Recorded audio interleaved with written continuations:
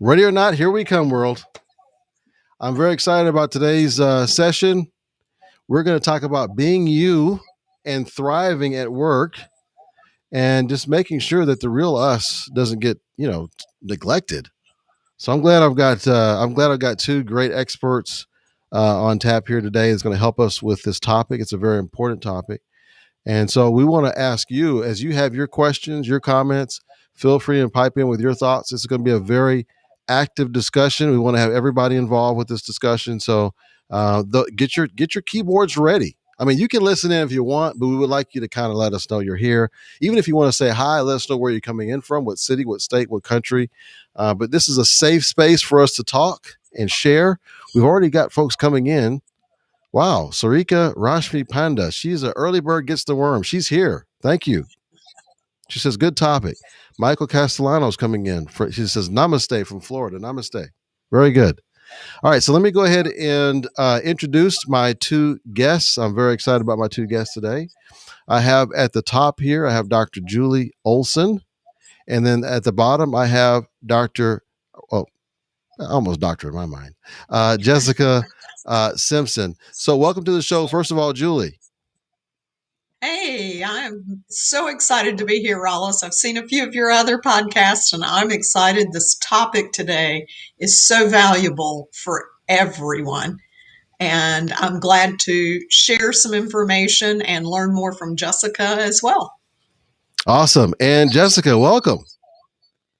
Hello, Rollis. Thank you so much for the opportunity to have this conversation today and to talk about something that I know is on a lot of people's minds. And as Julie shared, just to learn from each of you as well.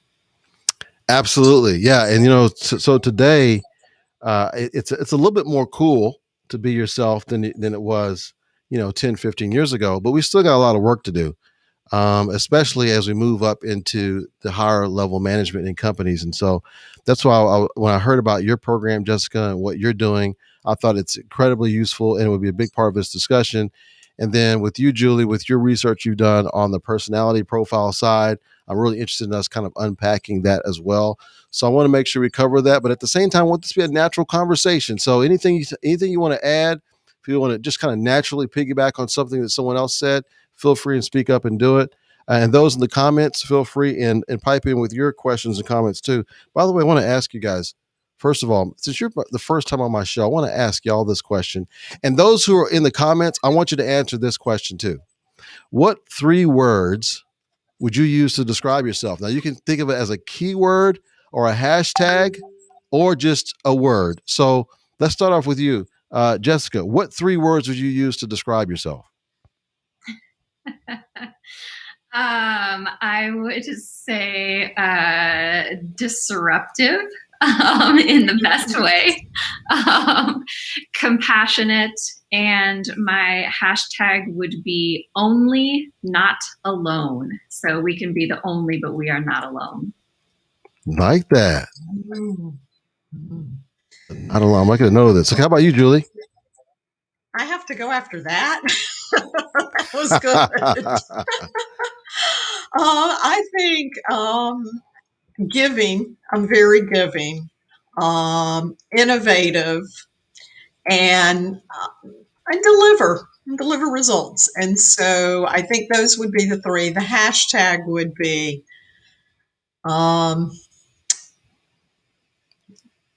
let's be you. And okay. I think, learning how to be you, being your best. It's not always easy. It's not always easy to do that, especially if you feel like you're in a place where it's difficult to be yourself. So that's awesome. Okay, I have quite a few people who are already coming in with comments here. A lot of activity here. Okay, so and welcome Jacques Benecki. He's coming in from South Africa. Wow, so we got South Africa in the house today. That's awesome. So as far as answer this question, Sarika says we salute women empowerment. And she says organization works with policy, people, and procedures. That's true. Being yourself, she says, persistence and compassionate. Okay, I want to ask you this question, Jesyka. You said disruptive. I'm curious. Why was that first for you? Because I've spent the better part of my 20 plus year career challenging the status quo and kind of looking at the ways that things have historically worked, the way they've been historically created, which quite often is in a way that doesn't work for everyone. And I think there is a disruption that needs to occur to a lot of that, and a rebuilding.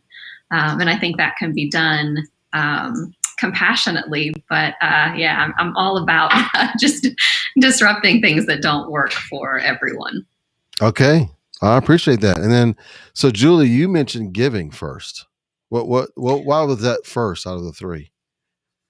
Well, because I really believe in giving people the opportunity to be themselves and find their genius zone and how to leverage that so they feel valued. And I like to give opportunities. So I like that. I like both of those. I'm curious though how the audience feels about those keywords you guys gave. Well, yep, it seems they like it, which is great. I agree with them. So those in the comments, let us know, what are your three words? How would you describe yourself? What are your three hashtags or keywords that you would use to describe yourself? We would love to hear about yours. Well, one of the things I do want to do, and I've actually used the DISC profile myself in the past. I want you to just kind of quickly go through, Julie, kind of the thought process behind it. And who knows, maybe as we're watching this, we'll say, I think I fit in that category, or maybe I'm a little combination between two. I feel like I'm a combination between two of them. But go ahead, if you don't mind, kind of spell that out for us, Julie. Well, when we start looking at behavior, it goes back to Hippocrates at 370 BC. I mean, people have been looking at behaviors for quite a while. And this particular disc was designed by William Marston, who, by the way, also created Wonder Woman and the lie detector test. Really? Very different areas, but interesting. And it's built on 4 basic personality or behavioral styles. And people are typically a blend. And it's how those 4 blend together that make you who you are. And so, yes, usually you have 2 very strong ones, and I definitely do. But the first one would be dominance. And it's really looking at how you approach problems and challenges. And that's, are you aggressively approaching them? And the more you're made up of this dominant behavior, you're probably apt to run towards challenges, address them rapidly, and look at yourself and judge yourself by the results that you get. The second one would be influence, and that's the person that is very sociable, can inspire people very easily. People are drawn to them by that, but they're really good at selling themselves, selling processes, procedures, ideas, and it makes them where you want one of these people at a party because they keep it uplifting and happy. And then there's this, yes, let's go. Then there's also the steadiness. And those are the people that, they keep the rest of us out of trouble. They're the behind the scenes harmonizers that know everyone. They're the ones on your team that say, hey, you need that? I've got a friend. I know somebody, because Right. they know and have built the relationships and can help get things done and are very patient people. And then you have those that are very compliant, and they keep us all out of jail because they're looking at the rules and the regulations and making Right. sure that we're not stepping out of the bounds. And so all of those mixed together. Some people are high in some areas, some don't have quite as much. And it's not that you can't do any of those, it's where you get your energy from. Mm-hmm. Yeah. And how you develop and get your energy. For example, I'm a very high influencer, surprise, right? But I'm also very driven, and I love a challenge.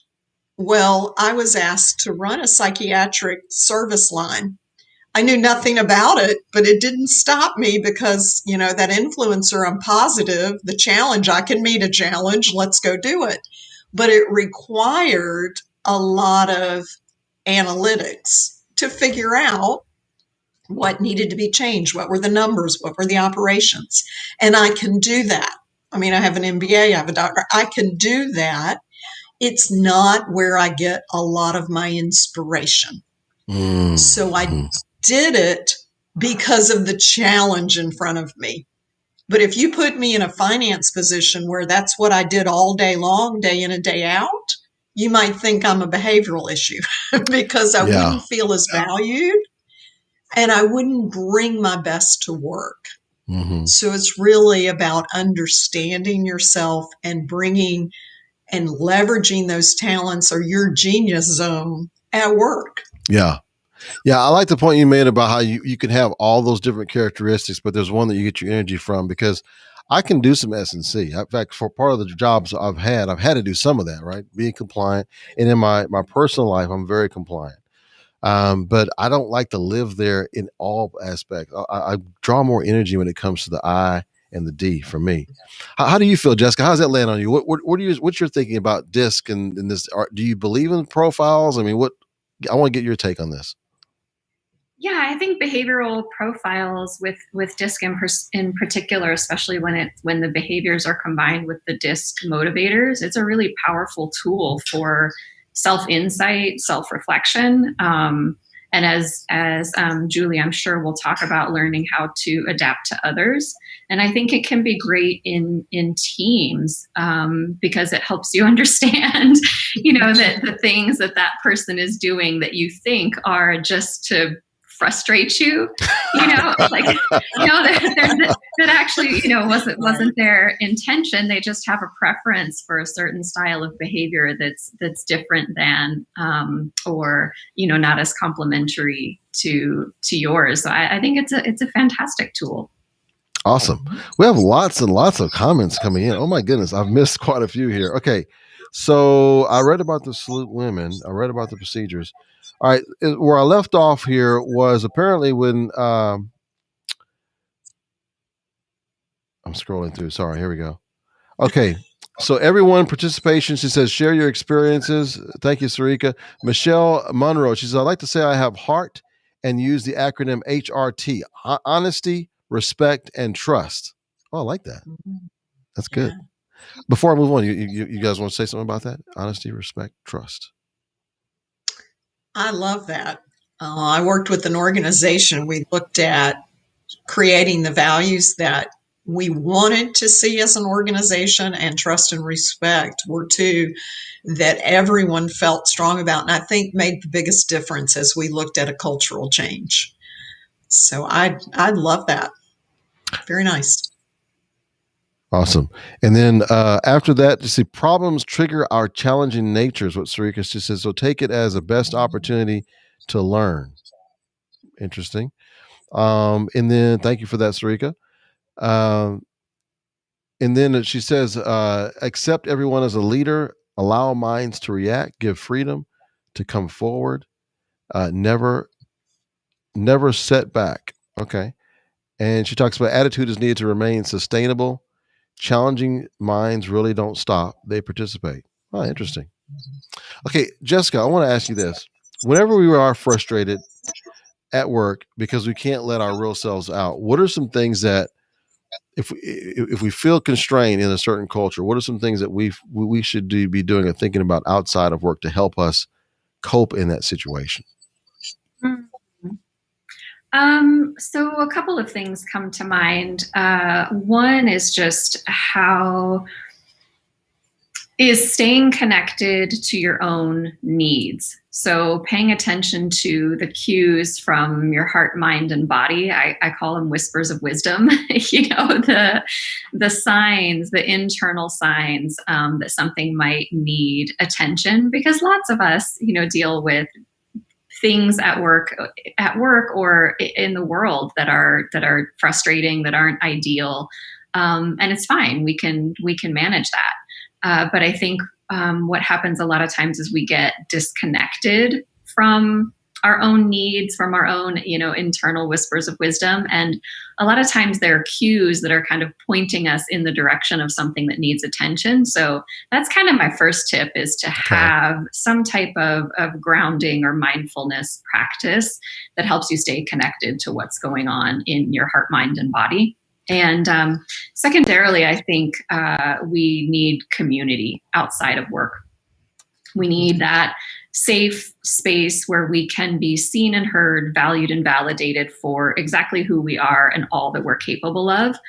And if you're not getting that at work, I think it's particularly important to seek it out and find it outside of work to get the support you need to fuel and sustain you for what you do Monday through Friday. That makes sense. Give me an example of a cue. So paying attention to cues. What's like a common cue that we should be paying attention to? Sure. So for example, I teach people a 3-point check-in, how to check in with their heart, their mind, and their body. But so let's just say from a body perspective, if someone starts experiencing insomnia, if someone starts experiencing unexplained aches or pains, if someone starts experiencing weight gain or weight loss or a shift in appetite, those might be signs that there's a physical manifestation of stress, for example, or something that hasn't been dealt with that might need attention. So the body is sending little cues that something needs attention, but in our always on, work harder, do more, suck it up, stiff upper lip kind of culture, sometimes it's not acceptable or convenient to acknowledge that we need rest, or that we need a break, or that we need to care for ourselves. So that's one small way, for example, with the body to start to pay attention to things. And like I said, I teach people how to use the heart or emotions, mind, and the body, because we're all driven by different things and we can be oriented toward different things. So it's really learning which of those is most likely to send us cues, and learning how to pay attention to what makes sense for you as an individual. I love that. No, those are great. Those are great tips. So, give me those 4 personality profiles one more time. I want to make sure we get those out, Julie. And I want to ask folks, as Julie says them, I want you to type in the comments, which one do you resonate more with? You can pick 1 or 2, but go ahead, Julie. Okay, you've got the dominance, and the dominance is the person that's very active, forceful, very direct, looking at results. Okay.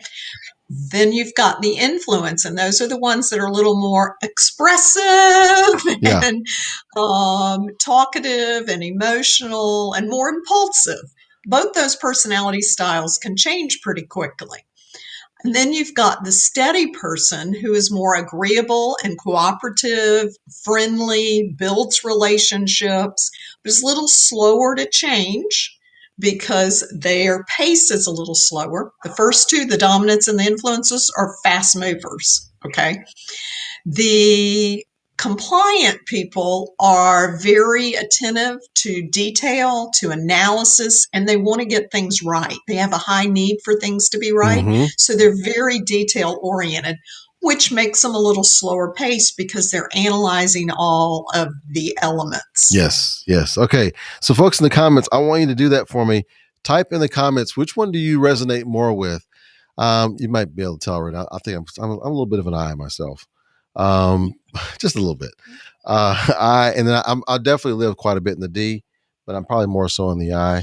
And if you put me in that S and C for too long, I will literally I'll just go crazy. I'll be very frustrated. And I love what Jesyka said earlier about insomnia. That's my issue. If I'm getting stressed, I tend my sleep just goes. I'm just staying up. I don't want to go to bed. And then my wife was like, "You need to go to bed," because she's like, "If you don't get enough sleep, you're gonna get sick." She's right. Right. But when you're in it, it's just kind of hard to do it, right? Kizzy says, great question. She liked the question. I guess I asked you earlier, Jesyka, about maybe the cues possibly. Michelle says, steady, but with influence. Jacques says steady in compliance. Okay, very good. So let's take Jacques for example. He says he or she. I think I'm assuming it's Jacques. He's he. He says steady and compliant. Now, where is a steady and compliant? Give me a work situation where they might get a little frustrated with someone else who's perhaps a D and an I. Give me like an example. I can give you a perfect example because I'm an ID and I work, I have a daughter that's an SC, and I also have worked with people that are SCs and I need them. But what happens is if they're in a work relationship and that driver, I believe, being the positive person, results oriented, I believe we can get 10 things accomplished in the next hour. The S and the C are thinking, you haven't thought all this through. You haven't considered all the alternatives, and you're driving me crazy. Okay. That is so true. And so they ask, well, how are you going to do that? And I'm like, we're just brainstorming here. Okay. They like to know more specifics. Yes. And it's not that they can't do things without you telling them how to do it. They want to make sure it's right and that it pleases you and it's what the organization needs. So they might ask more questions and be much slower paced. So somebody who wants results by the end of the day could frustrate them. Yes. Okay, I have to give you this for that because I'm just like, that is so true. Because I've been in situations where me and the DNI side, I got the S&C person. They're asking me these questions. They're very good questions. They're excellent questions, Right. But they're questions I haven't thought about yet, and they have several of them. And I don't know after I don't know, and then I start getting frustrated because I don't know the answers, and I haven't had time to think about it yet. And then they're frustrated because they're like, "Well, you didn't really think this through. You just come with this cockamamie idea, and we don't even know if it's going to work, and you want us to do it." So it's like, that's right. And if you look at it from a leader's perspective, when there's team conflict, is it an issue or is it a different approach to how they work? And you're going to approach those two differently as a leader. So if you and I are sitting there and we're brainstorming, we come up with all these ideas and we take it to somebody who's an SC, they're going to say, like you said, all these questions. Our philosophy is let's get started and we'll figure it out. And their philosophy is let's figure it out and make sure we don't hit any landmines. And so appreciating that value that people bring and the way they help us. I was responsible for orientation in a large hospital regional trauma center, and I would come up with these great ideas and then send them to the compliance officer who would tell me every reason why I shouldn't do it. But she had the Joint Commission knowledge. She knew what would go and what wouldn't. And so then I'd look at it again from, okay, she's keeping me out of jail.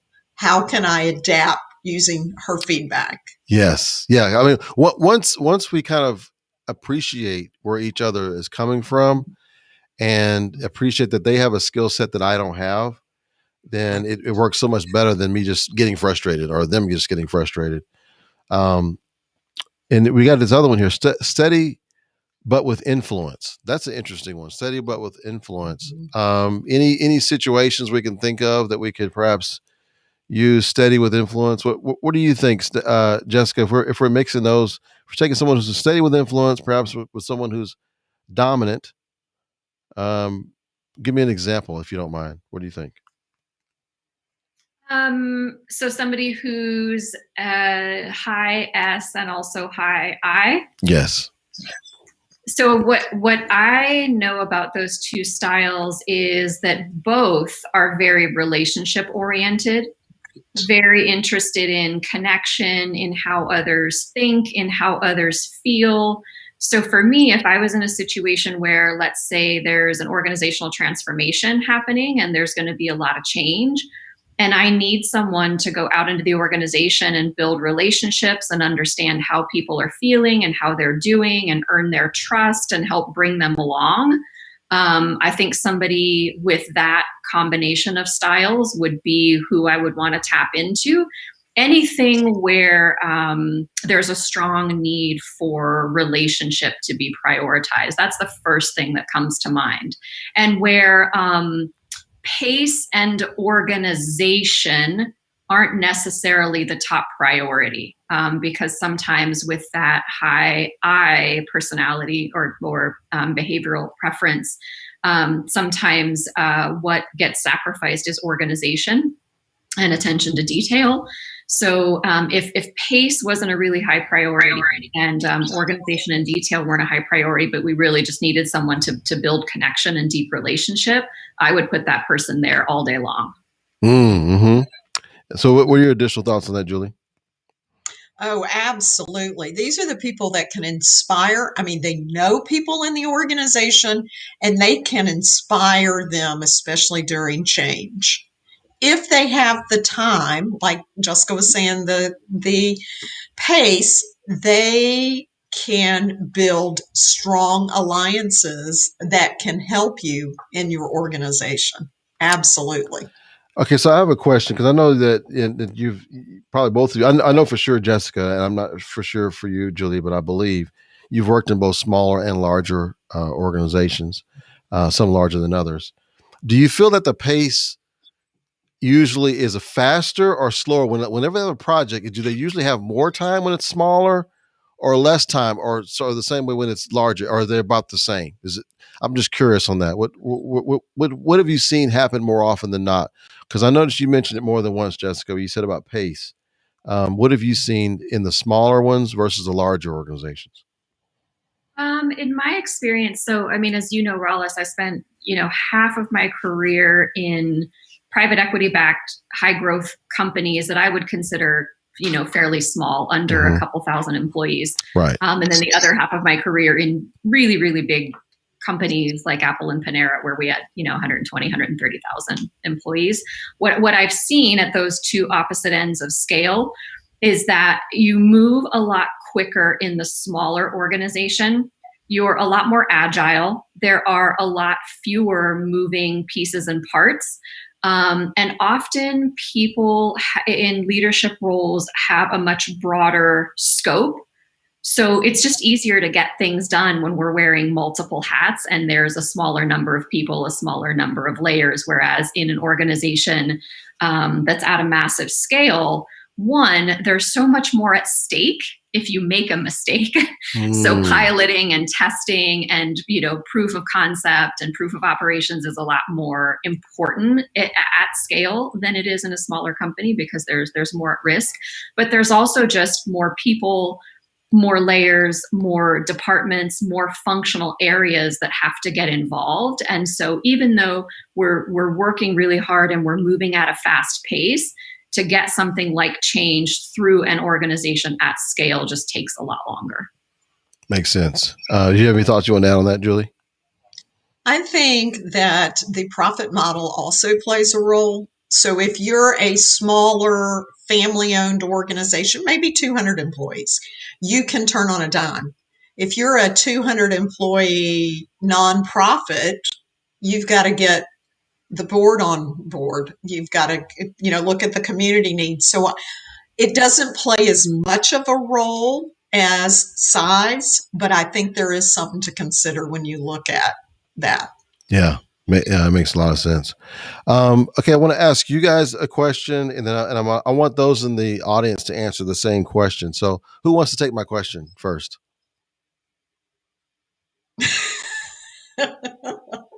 Don't be shy.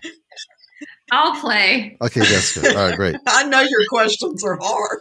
Okay, so would you rather get everywhere by crawling or have to stand on your hands when you are stationary? And those are comments I want you to tell me. Let's just say for the next month. For the next month, would you rather get everywhere by crawling or have to stand on your hands when you're stationary? Those are the comments. I want you to answer the same thing: crawling or hands. I would rather I would rather have to stand on my hands when stationary. Okay. Because I feel like I have more control in that situation. Okay. In that, as long as I'm not stationary, I don't have a problem. So as long as I stay active throughout the day and I'm moving around throughout the day and I'm in transition and I'm fairly active, which would probably be good for me anyway. Okay. I don't have an issue. Wow. So okay. That's my answer. So in the comments, what do you guys think? Do you think you would take getting everywhere by crawling or have to stand on your hands when you're stationary? And let me just see what they think about your answer, because yep, they seem to like it. I'm not sure why, but they love that I like it actually. My wife would agree with you. She'd say, because she always tells me, like, when she sees me sitting around too long, she's like, let's go walking. Let's go walk. Let's go walk around the neighborhood. Let's go do this. So she's like you with staying active. That's good. What would you take? Which one would you take, Julie? All right, I have a clarifying question. Okay. It doesn't include while we're asleep, right? Let's just. I would say on our heads asleep. I would say frame it how you want, but I would assume that it doesn't include when you're sleeping. Well, being a high driver, okay, I think it's kind of obvious that crawling would make me quite frustrated throughout the day. And like Jesyka, I was thinking, how often am I still? Well, my husband tells me often, would you just sit still? Would you just be still for a minute? And so I think I would go with the handstand because I'd still be doing something. I mean, you're still doing something when you're standing on your hand, right? That's true. That's true. And I would imagine you had some strong arms too after a month's yes, time. I tell you what. It's funny because I have a stronger upper body than I do with my legs. So I think I'm good there. Okay, well, very good. So in the comments, the guys in the comments, let me know what you guys think. Okay, I have another question for you. And what I want to do after this question, I want to get right into what are some things we can do in order to once we find out who we are, what are some things we can do to figure out how much of that we should accentuate or perhaps tone down at work, and then how we can kind of also feed ourselves outside of work. Okay. All right. So this is another question I have for you, Julie, first. Never have I ever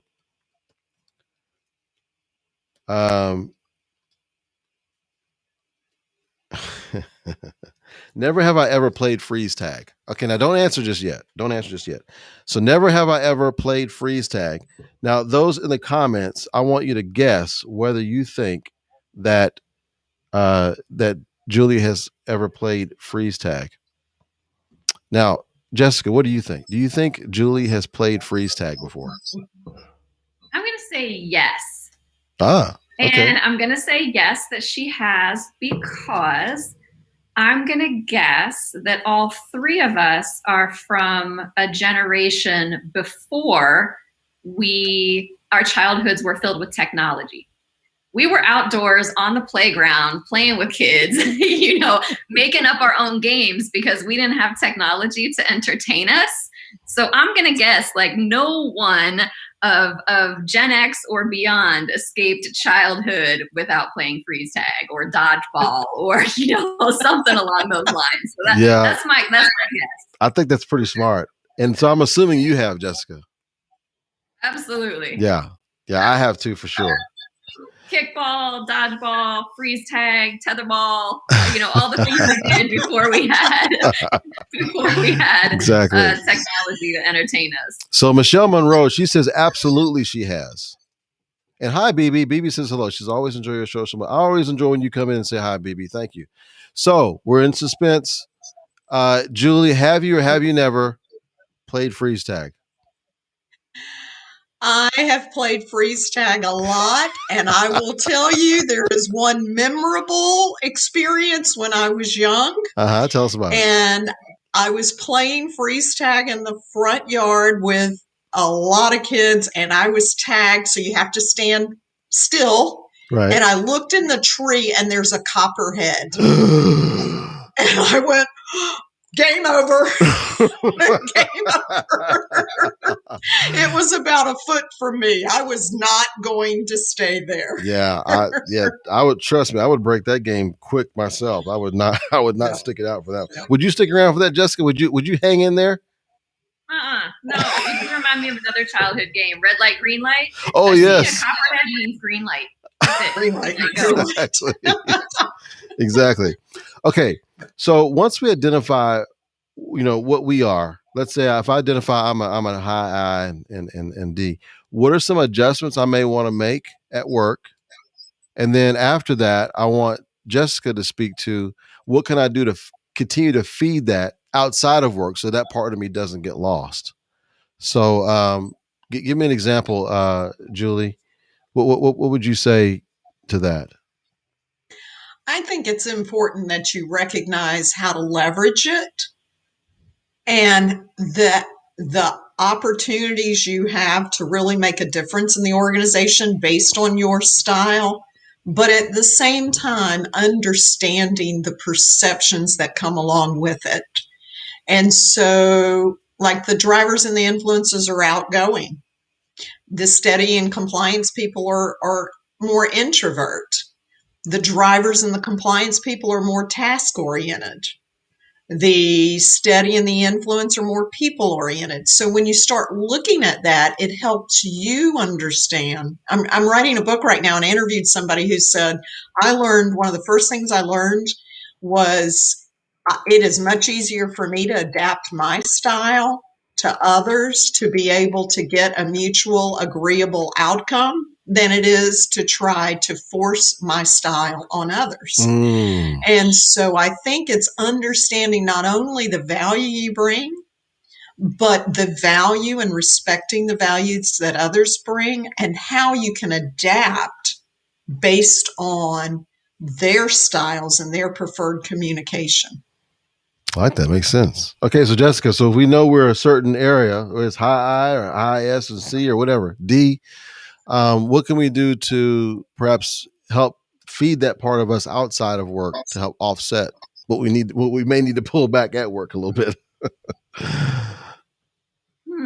So what can we do to feed to allow our natural behavioral style to flourish and etc.? Yes.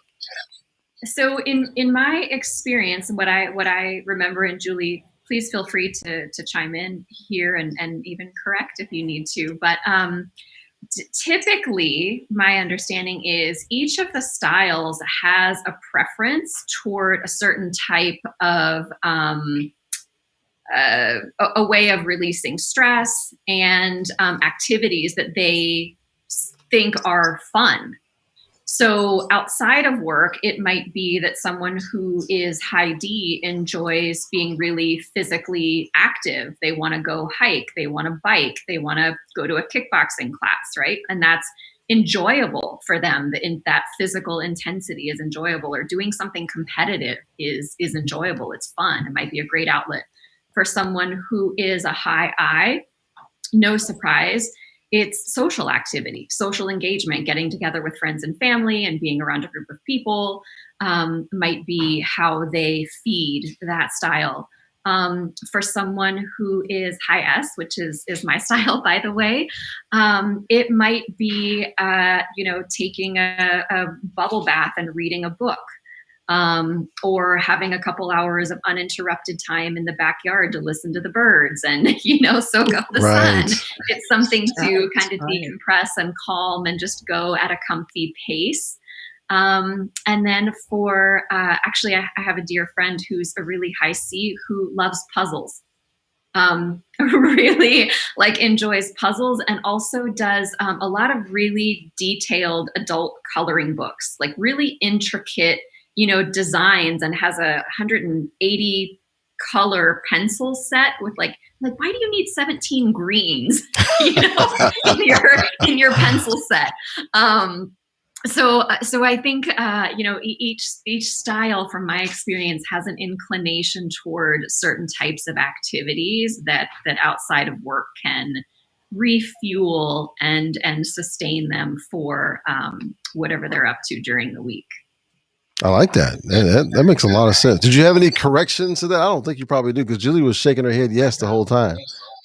Spot on, spot on. The compliance people are often. I liked your 17 pencils, shades of green. They are usually artistic as well and appreciate the arts. So yes, right on. It's interesting. I just noticed, as Jesyka, when she was just even explaining, she was humble about it. Like, I may have this wrong, but I'm thinking in my head, nah, this is probably about a 99.9% chance she's going to be on point with this. Yes. But she likes to have her ducks in a row, and so the S definitely, I see that, Jesyka. I see that in you for sure. But we need those kind of folks in our organization. If you have an organization, you don't have any S's, you're going to be in trouble. If you don't have any Right. C's, you're going to be in trouble too. You can't have a bunch of D's and I's running around there, because they're going to have a whole lot of products that don't work.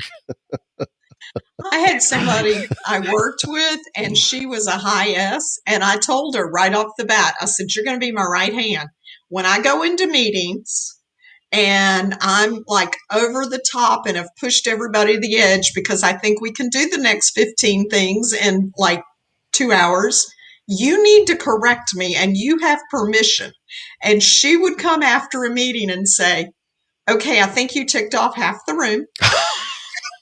You need to go back and readjust and look at these deadlines because you're the only one that could make those deadlines." And it was a great collaboration, but I had to make sure that I didn't abuse her nice, sweet spirit. She would do anything for me, but it's like the steady people are very patient, and you think of them as kind of having a little bag on their back. And you make them mad and they put it in there and they go, "No problem." And you make them mad and they put it in, "No problem." Then one day you come in and say, "Could you move over a chair?" And they explode. And you're like, "What just happened?" And it's very easy for a D not to even see that they are impacting this relationship like that, because the S is being so nice about it. We assume they'll tell us. Right. Which isn't necessarily the case. And so it's being careful to understand that again, how you could be perceived and not abuse the other style, but respect them. So is there any truth to what you just heard, Jesyka? Does that make sense at all to you? Or you're like, I've never seen that. What do you think? I was just thinking of how, I was thinking of two things. I was thinking about what Julie said about that on the surface, we're often calm and quiet and everything seems fine. But that over time, things start to add up. And then one day, we've just had enough. And then people get surprised about where did that come from. I thought everything was fine. And I'm like, but how did you miss the last 7 things that just happened over the last, over the last 3 months? Right. But I think to Julie's point, in the workplace, what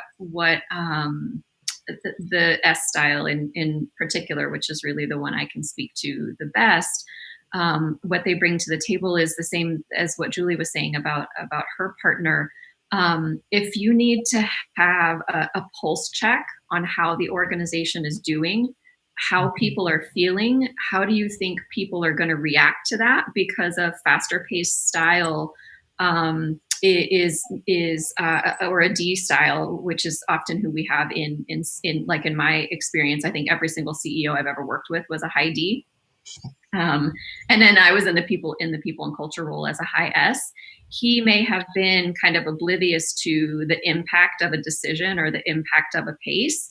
But if he had the sense to say, how do you think people are going to respond to this? How do you think this is going to land with people? I would be able to go, group by group in the org or level by level in the organization and tell him, here's how it's going to sit. Here's what we need to be thinking about with this group of people. Here's how it's going to land with them. Here's the consideration, or here's the thing that this group is going to want to know. Here's what we need to make sure of. We say, to this team. And I think on the flip side, what the slower paced styles get from the faster paced styles is an awareness that you can move forward without all of the questions being answered, without everything being perfect, and it will still be fine. Yeah. You know, and that if we waited for perfect information, perfect conditions, and perfect timing, nothing would ever get done. That makes perfect sense. Right. Yeah, absolutely. So we got another comment. Gwen is here. Hi, Gwen. She's a director of HR in the healthcare space. She says definitely a balance. We were talking about this earlier, and she said, "Yay, bubble bath, birds, books. That's me." So she's right with you on that. That's awesome. Okay, so I have another question for you guys. Oh, I want to ask you this too before I forget. I saw this thing called Persona the other day. It's a documentary, and Gwen. When I see Gwen's name, she told me she saw it too. So now it was based on Myers-Briggs. It wasn't based on DISC. Have you guys seen Persona? It is in my watch list right now. Okay, so I don't want to give it away, but long story short, there is a little bit of issues I never thought about before. And this goes to something that I know Jesyka is passionate about, because you have different groups that sometimes they don't feel like they can be their full selves at work, right? Whether it's BIPOC, persons of color, whether it's the LGBT community, whether it's those female. It'd be a number of different things if you're like one or few in your organization that have this. But one of the things that came up was those who have mental or personality disorders, or like if you're taking one of these things and you're schizophrenic, or you have bipolar or something like that. They were saying it's very problematic taking these tests, trying to score them properly. I don't know if you have come across that or have experienced that, but I just want to at least bring that out if y'all had something y'all wanted to say about that. But that's something I never thought of before. I was like, wow, yeah, that's right. Because they may feel a certain way when they take it, and it may not fit in a certain box, and it just confuses the test. Like the test doesn't give an accurate reading. Any thoughts on that at all? So the concern is that a mental health diagnosis, that the results of the behavioral profile might not be valid and reliable. Right, exactly. And then so in a lot of organizations, they're actually using this not as a way to get to know people, but as a way to decide if they're going to hire them or not. And so they're like, yeah, this is kind of a big issue because there's certain people that are just never going to pass one of those tests under the strict guidelines of that test.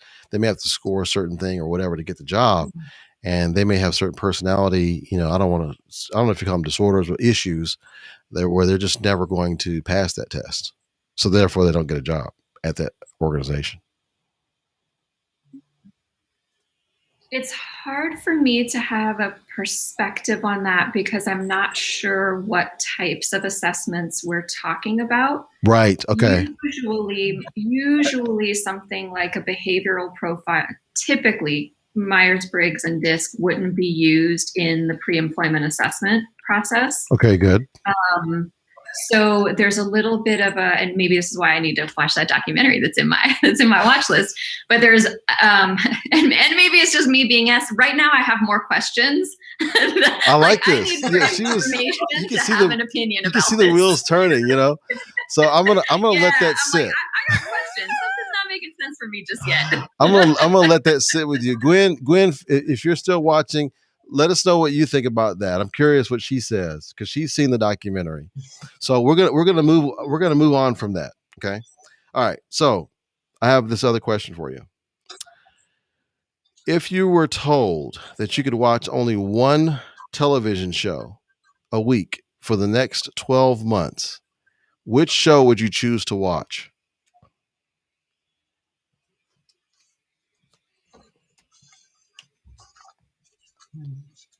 That's a tough one, isn't it? Do y'all even watch TV?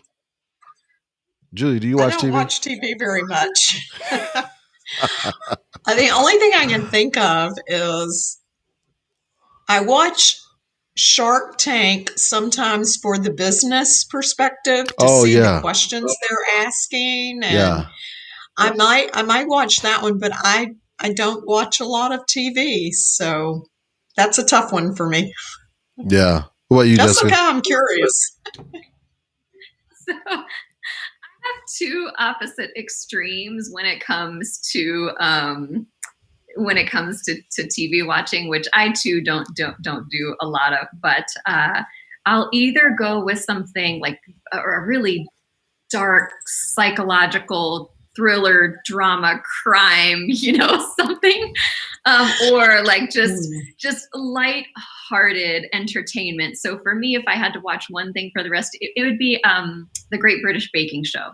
Ah, That's a okay. good one. I have watched that one before. Oh, it's just lighthearted and delightful and British humor. And it's sweet and entirely unoffensive and easy on the senses. And, they're baking stuff. Like, what's not Yeah, to love about, exactly, about cakes and pastries and bread? exactly. I want to see if I can check with our audience in Britain and see what they say. They seem to like it as well. They're very happy you like their show. I just made that up. I don't know if they're from Britain. Okay. Michelle says Jeopardy because I learned something, or a news channel. That's what I was thinking about too. I was thinking, I know that a lot of the news isn't good, but I think it would be kind of, I don't know. I kind of almost want to watch the news. But you know how I used to get my news? I used to get my news when I would talk to people and they would just tell me what's going on. That way I wouldn't have to watch the news. And my wife says, you know what? You need to do more of that. You need to actually just actually watch the news sometimes. Like, okay. So I started watching the news. Jacques says NCIS LA from a team operating dynamics point of view. Ah, interesting. NCIS LA. So that's kind of like, because you said that's part of what you like to watch too sometimes too, Jessica, right? Some kind of crime related thing. Is that what you said? I mean, mine would be more along the lines of none of these shows are on anymore, but like Dexter or Oh, okay. Sons of Anarchy, or just something like something really, really deep and intense and dark is where I go, so that it just where I get completely sucked in. Okay. And just forget about everything else. It's a complete distraction. I like to get totally immersed in what I'm watching. So, if you don't mind, Jessica, tell me about what influenced you to create the community that you've created. What is it that kind of got you there? Because I do want to. I want folks to hear that before we close up.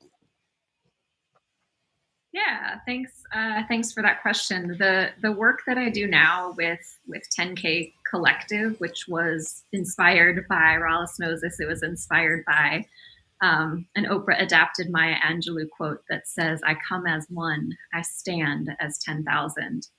And it just made me think of all of the firsts, the onlys, the defiers of odds, the women of color who are breaking barriers in their workplace, who over decades of their career fight their way up, earn their seat at the table, and then get it and realize it maybe doesn't feel as good as they thought it would, because it's lonely being the only, and the higher you go, the harder it gets. And that was certainly my experience in the corporate world. I got promoted to a point of isolation, and the very thing that I thought was the goal, the thing that I expected to celebrate, was one of the most uncomfortable periods in my career. And I didn't feel like there was anybody who understood what I was going through. I didn't feel like there was a place to talk about it. And I needed somewhere to be seen and heard and valued and validated. I needed people to tell me that I wasn't crazy, that there wasn't anything wrong with me, that my experience was valid, and that these are the types of things that a lot of first generation people wrestle with as they progress in their corporate career. These are the things that a lot of women of color or mixed race people deal with in their career. And I wish I would have had that so that I didn't think it was me. And so as Rollis, as you know, I actually burned out. I got really physically sick, and I was placed on emergency medical leave. And during that time of being off from work for 8 weeks, just started to unravel my entire value system and what really mattered to me, and what I wanted for my future, the impact I wanted to make in the world.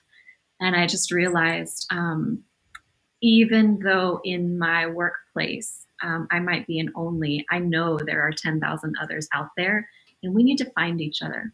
We need to find each other, love on each other, support each other, fuel and sustain one another. And so that's why I created 10K Collective. Awesome. Well, I'm very glad you did, and I'm sure there's a lot of other folks who are glad you did too. In fact, I see there's a group right now that's quite excited about it, right there. So yeah, keep up the good work there. That's awesome. Those are our allies right there. We appreciate them. Yeah, absolutely. So, and those who'd like to get the full story, you can check out her website. And where I heard the full story is I watched Robert Berry's podcast. So I don't know if maybe we can get a link to that podcast that Jesyka was on, but it's a very inspiring story. It was good to hear it. I really appreciated you sharing that story. So those who haven't listened to it, I would listen to that podcast and then check her out. And then Julie, tell us about some of the work you're working on right now as well. Well, I with my workplace advancement strategies, I started it because people, similar to Jesyka in a way, I've worked with people throughout the years that made it to a leadership role and then struggled and thought, this isn't what I thought it was to be. And so trying to help people, leaders, frontline, really understand their strengths and what they bring and how that's manifested in the workplace and how they can use that to advance to their goals, not anyone else's, but to their goals, and then help the organization advance as well. And I do a lot of one-on-ones, but also work with teams and small organizations, large organizations, local, global, a variety of aspects. But if anyone wants to know more about different styles, I do have an ebook on my website that they can download for free, and it's the disc ebook, and it talks about the different styles, how to recognize them, and how to some tips to adapt. Oh, and that's that would great. be at workplaceadvancement.com. It's pretty easy. So Joanne, can you put the links to both of them? Well, I know that Jesyka, I know you're tagged in here. So if your website link is in there, in your LinkedIn profile, they'll be able to click there. And then Joanne, if you want to put that link in there, and what's the website address, Jesyka, for yours? It's actually under construction. It'll be live probably within the next 5 to 7 days. So the best place for now is LinkedIn. Okay. We are in the final round of review and edits right now. We know once it's released, we know it's going to be very, very good because of your personality. It's going to be great. And then Julie, you said what is it again, your website address? And we'll get that in there. Workplaceadvancement.com. Workplaceadvancement.com. And there's a few select folks in the audience that want to let you know how they feel. That they did appreciate what you did. So thank you very much. They're very excited. And I am too. So thank you very much for being on here today. I really enjoyed it. We got lots of great comments that came in. Michelle says, I know that feeling. I don't know what feeling she was talking about, but one of those feelings y'all had. It must have been when Jesyka was talking about, when you were talking about you got burnt out. So I'm guessing that's probably what it was. Well, folks who are watching, let us know what resonated with you. And if you're watching the replay, don't be shy. Please comment, because I do read these comments. They'll be able to see them too. If you have any questions, any feedback, any of that. But I'd love to hear what resonated with you today. What's going to stick with you from today that possibly you're going to apply or that you really appreciated? Please put that in the comments. We also have if you're SHRM certified, if you want some PDCs, I think we get an hour for this. One PDC for this period of time you spent with us. Thank you for being here. Let's say bye to everyone. Bye, everyone. Okay, you guys can stand for just 1 second. I'm going to pause, and then we're going to go ahead and stop the stream here. Once I get to go ahead, or once I know we're done. If you see us waving, Joanne, you let me know, or Jonathan, let me know when to stop it.